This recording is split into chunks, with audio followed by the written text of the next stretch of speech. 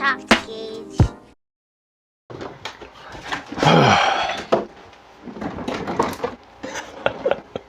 Oh my gosh. I can't believe we're making this video right now. So in this video, I'm going to show and explain to all of you how I got banned from my childhood church. This video will most likely seem kind of like a rant video at times.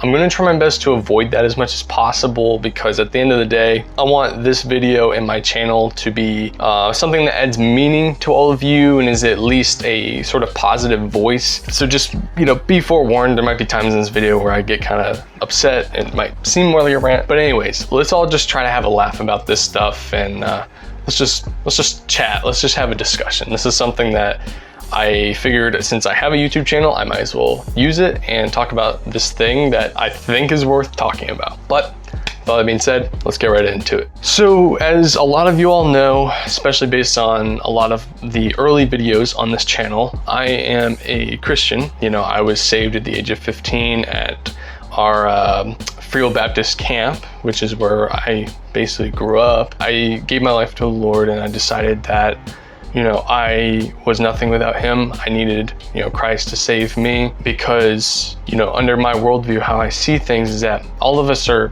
inherently bad. And that's not to say all of us are like literal like murderers or, any other crazy thing like that. But, it's more about the intent of the heart. And even Christ talked about that in the Bible, talking about, hating someone is the same as murder, things like that. But anyways, I realized just how bad I was. And I really decided that I need to cast all of my faith and trust upon Christ because it's not anything within myself that can save me. So anyways, of course, I grew up in church. I went to a church called Grace Free Baptist Church in Louisa, Virginia. So talking about me and like my brothers growing up, we would travel 30 minutes to go here like 5 days a week because we would go for school and then we would also go on Sunday mornings for church. So we were very integrated into this place quite a bit. In 2020, I believe is what it was, we had a pastor change. We had him swap out. I'm not going to get into all of that. That's not really what I want to talk about with this video of like why we swapped. But the pastor who came in had been there for a while at that point. He was like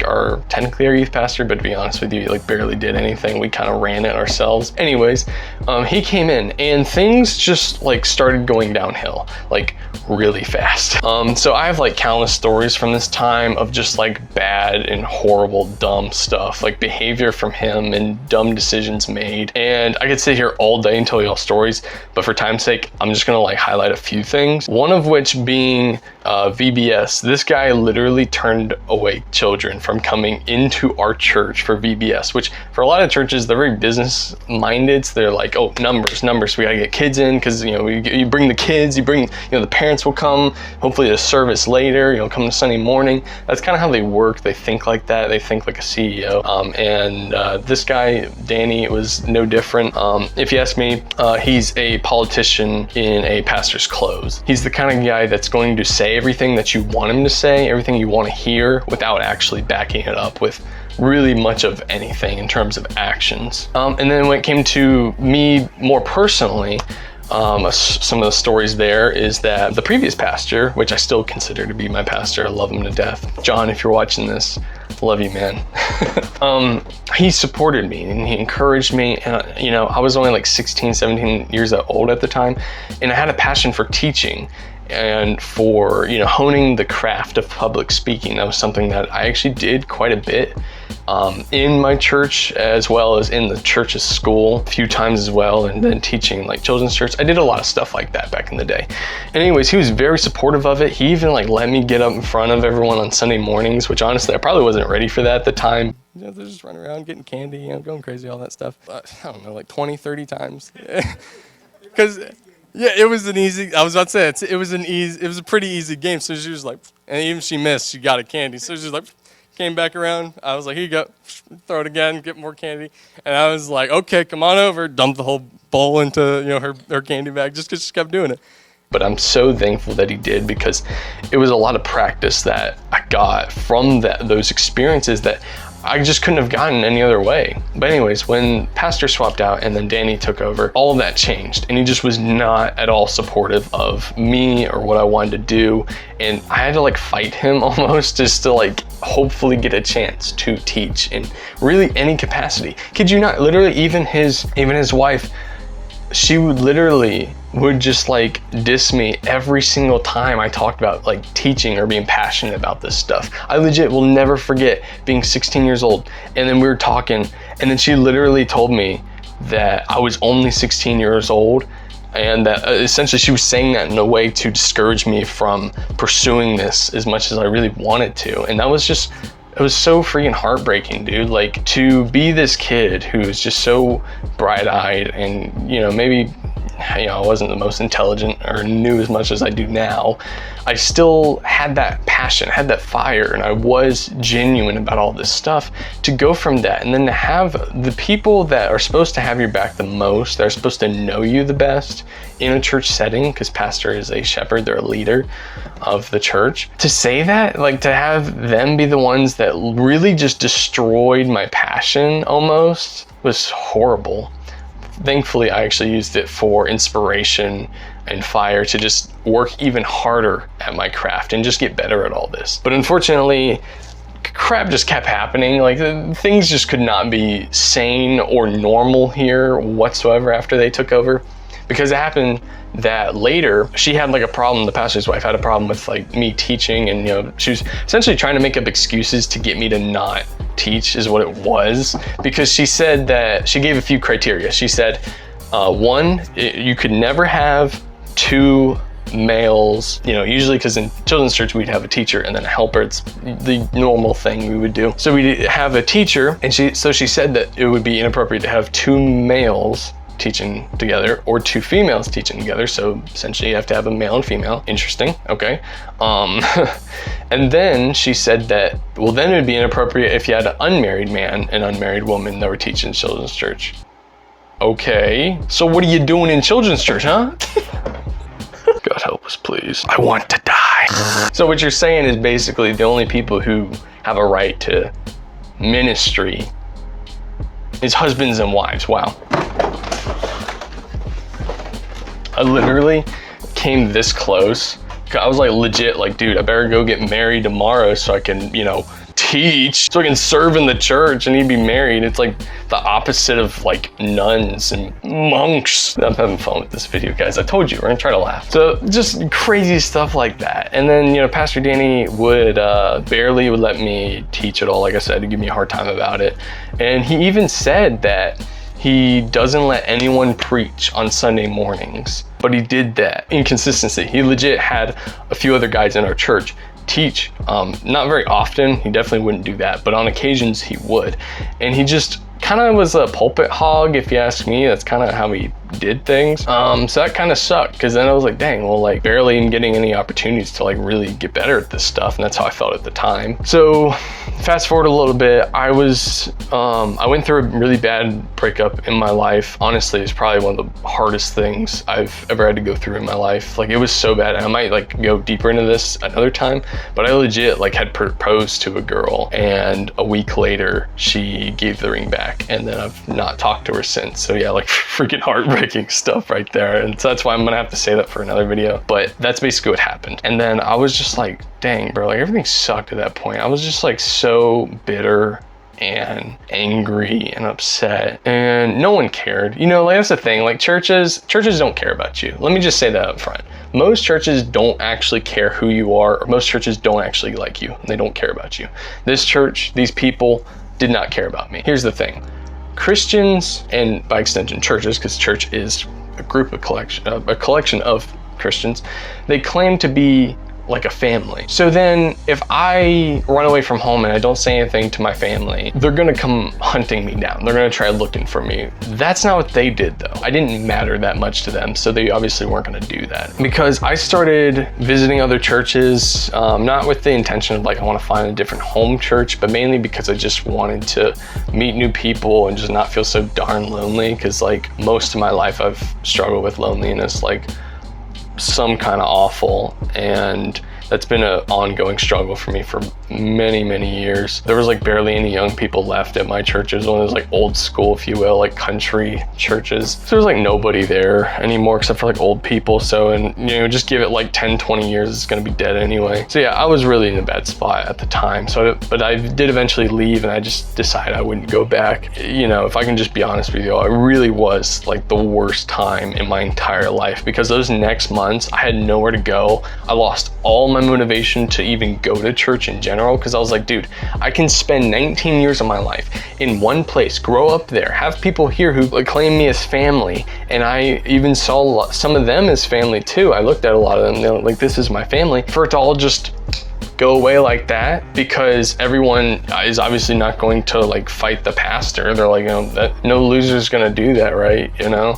So I was like, dang bro, like all it takes is for a politician dressed as a pastor to get into a church like this, and you're just screwed. Like, it's just not a good situation at all. And of course I was bitter for a time, and I kind of did an experiment one night. I was going through a bunch of sermons from different time periods that Danny had preached. I wanted to see what they had in common, because they kind of boiled down to just one of two things. Either his sermons are, here's how to be a Christian, and then the next Sunday it would be something like, here's why you're not a Christian, or at least why you're not a good Christian. You know, sure, while most of his sermons aren't inherently bad teachings or things that I inherently disagree with, they're just the most mind-numbingly boring, basic things you can possibly teach about in churches. I've read the Bible, and I know what's in there and how deep you can go with things, and how important it is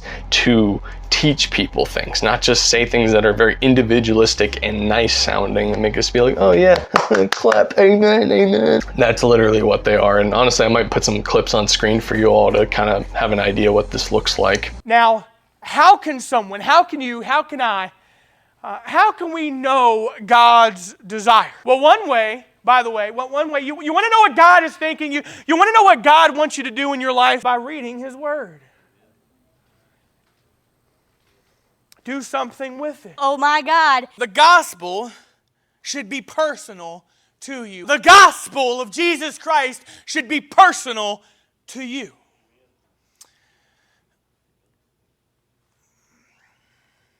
Or do you feel empowered that God is on your side? Oh my gosh.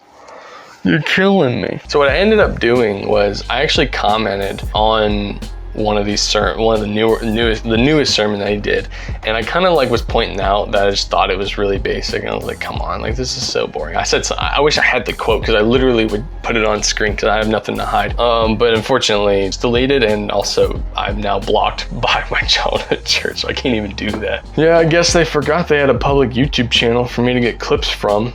So my takeaway from this, and what I want to add to all of you, is three things. One, Christians suck, kind of. Obviously not all Christians suck, but many of you will know what I'm talking about when I say that many Christians are very hypocritical and legalistic and fake.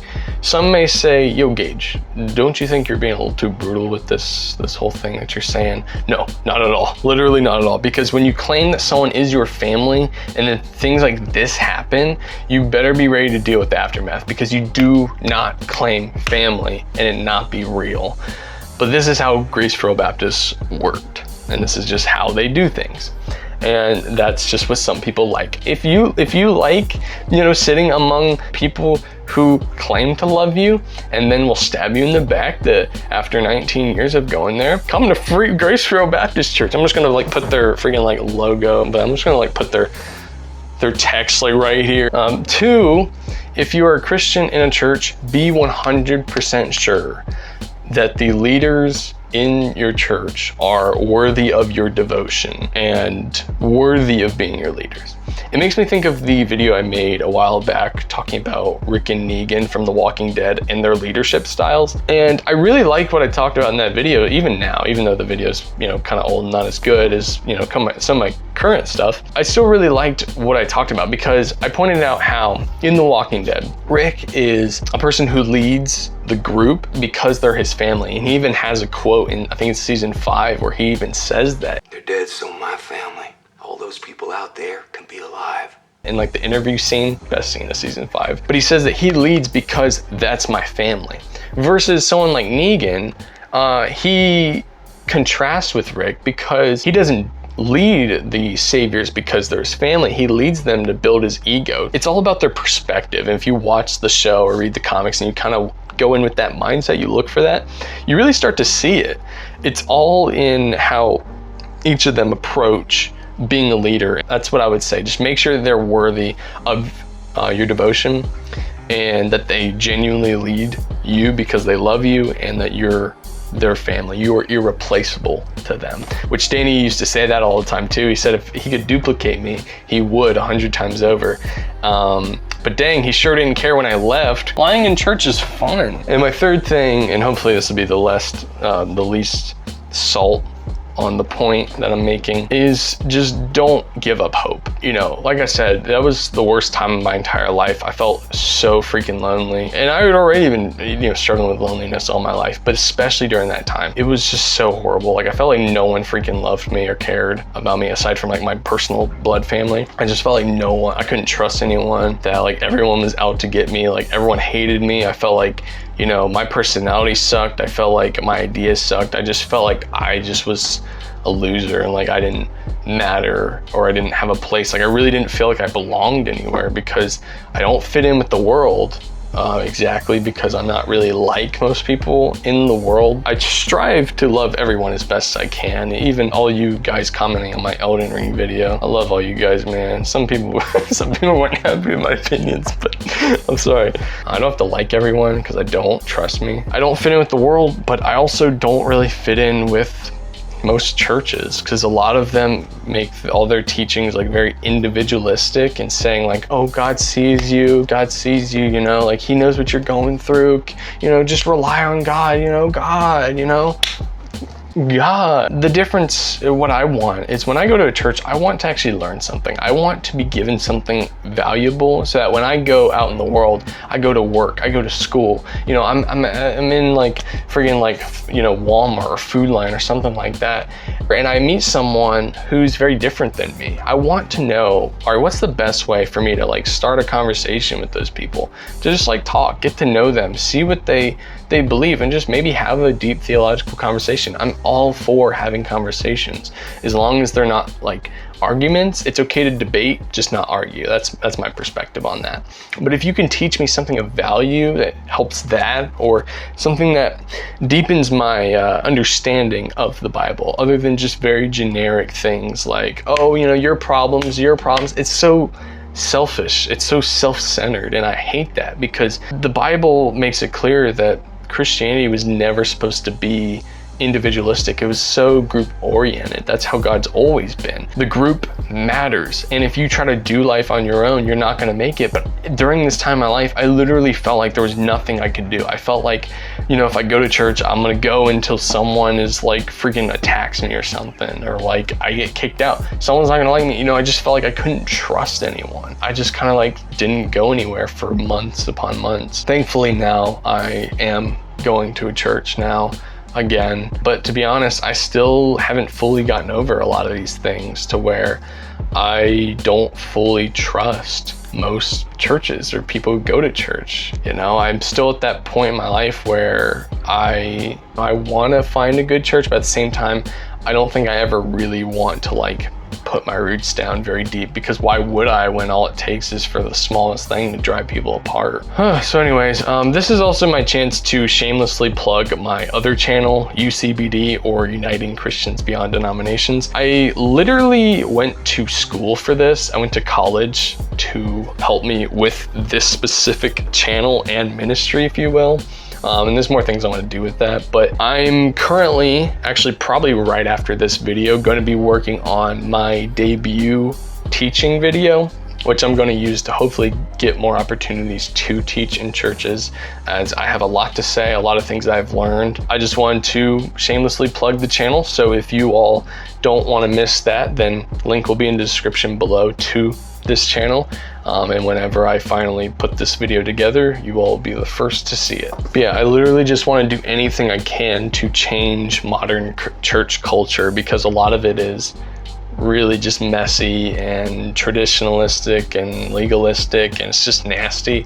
And I want us to throw all that in the garbage. Instead, let the Bible be enough, let Christianity and the things that it teaches objectively to be enough to unite all of us. And that's the thing, like I'm sure I'm gonna get a lot of people who either aren't Christians or don't go to church watching this video. The church does a horrible job being real and authentic, because from our perspective, from y'all's perspective, again, comment below your thoughts on this if you're watching this video. It's like, this is a group, right, Christianity, that claims to be a family, claims to love people, to be united. But then when you look around, you see like multiple churches within like walking distance even, or within the same town or city, but it's like that bad. And you're like, dude, why would I ever go? Because they're literally hypocritical. They're preaching something that I can visually just know that they don't believe it enough. It's not good enough to them. So why should it be good enough for me to join? Because they clearly don't love the person down the street. You know, they don't love the church down the street enough to be with them. And then, you know, I might have haters commenting on the video being like, well, no, that's unrealistic. You know, you can't do that. What are you talking about? I've heard a lot of the excuses why not to do this stuff. And honestly, none of it makes sense to me, because the Bible's cut and dry and clear. And if we don't represent it, if Christians don't represent it well, then it's our fault. And just one final thought I had with all of this being on my mind is that a villain is someone who gets hurt by the world and turns around and hurts people and attacks, fights back.